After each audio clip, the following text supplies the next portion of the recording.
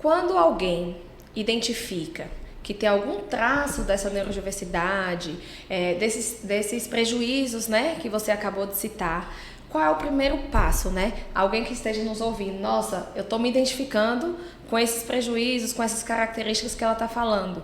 Ou então eu conheço alguém que tem alguma dessas características. Qual é o primeiro passo que ela deve tomar, né? Quem ela deve buscar? Maíra, eu gosto de orientar que o primeiro passo é buscar ajuda profissional capacitada. A internet, ela nos ajuda muito, mas ela também pode atrapalhar. Sim. E quando a pessoa vai consultar o Dr. Google, por exemplo, né, ela começa a se encaixar em várias coisas que talvez não fazem o menor sentido. Sim.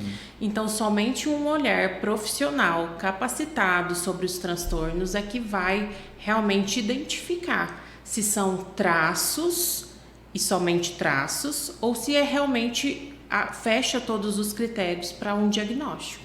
A gente viu você falando que o TEA, que é o autismo, tem essa questão da sociabilidade, da dificuldade da fala.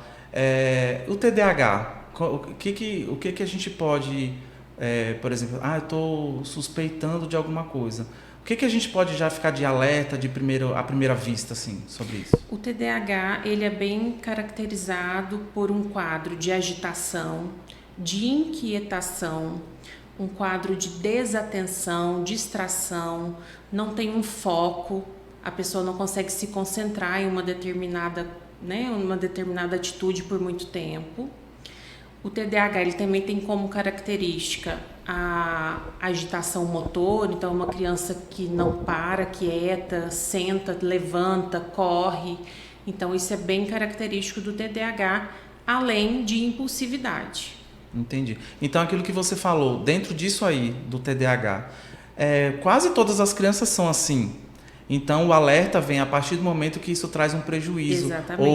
Ou na aprendizagem, ou em qualquer área, aí viu aquilo estar trazendo um prejuízo maior, é onde a alerta liga e vai buscar. Exatamente. Né? Isso que é importante. Por exemplo, a criança ela é tão distraída na sala de aula que ela não está indo bem. Não consegue fazer as tarefas. Não consegue aprender, não tem um bom rendimento. Isso é um prejuízo. Que qualquer coisa distrai, né? Exatamente. Passou um vento, você está se distraindo. É como se tivesse assim, o cérebro tivesse super agitado, né? Sim. Ali o tempo todo, né? Com toda e qualquer coisa, numa agitação que você não consegue focar num determinado assunto, você não consegue focar em determinada atividade. Você está fazendo alguma atividade, daqui a pouco você muda. Você não finaliza uma e você já começa a pegar outra e não termina nenhuma nada. E nem outra. Exatamente. Uhum. E o TOD? Fala um pouquinho pra gente do TOD. O transtorno opositor desafiador, ele é caracterizado... Que assusta esse nome, né? Sim. Eu, a primeira vez que eu ouvi, eu falei, meu Deus. Então, pelo nome a gente já entende bastante, né, Max? Opositor desafiador. A gente tem uma oposição e a gente tem um quadro de desafio.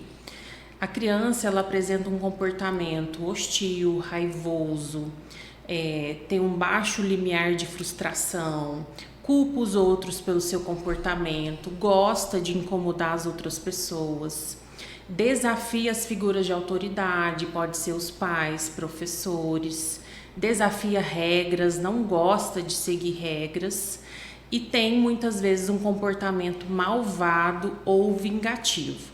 Mas tudo isso tem que estar presente pelo menos 6 meses. Então não é uma vez ou outra, 6 meses contínuos a criança com esse comportamento. É como se o pai estivesse falando assim, você não faça determinada coisa, e a criança olhando para o pai, fazendo de propósito, tipo, exatamente. Eu vou fazer sim. Isso, exatamente. Eu vou fazer isso, exatamente isso que você está dizendo para eu não fazer. Exatamente. Tipo assim, olhando para ele, não é aquela coisa assim, meu pai disse que eu não posso fazer, quando meu pai sair, eu vou fazer escondido. Exatamente. Ele vai fazer na presença dos pais ou da figura de autoridade naquele momento para realmente desafiar, dizer, não, você está dizendo que eu não vou fazer, mas eu vou fazer dessa forma que eu desejo.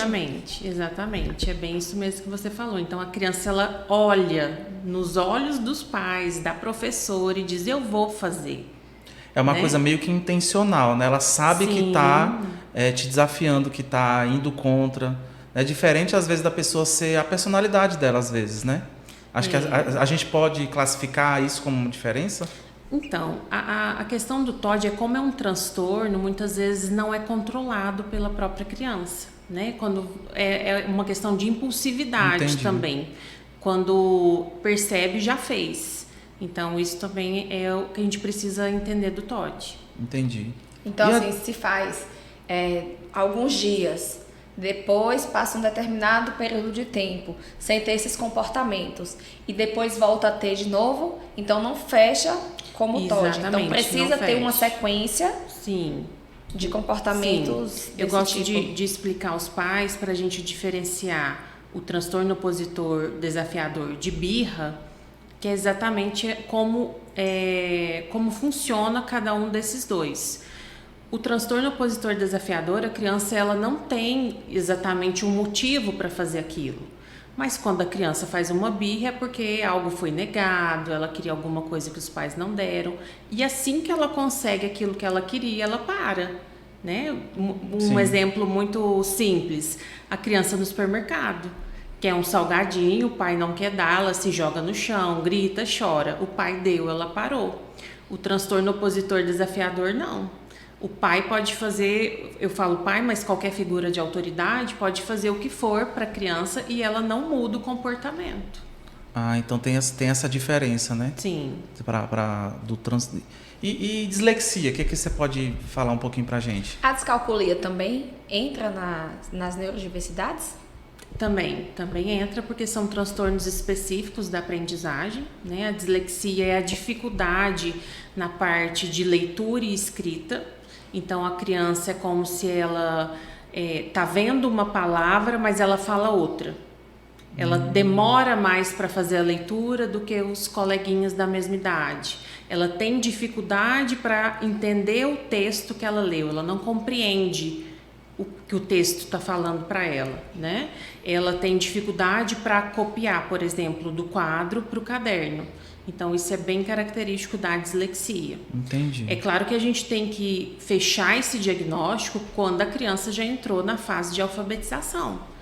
Né? Se é uma criança muito pequena e tem essas dificuldades, mais ou menos aí com seus 6 anos, eu preciso fazer um teste de intensidade de estímulo para ver se isso reverte.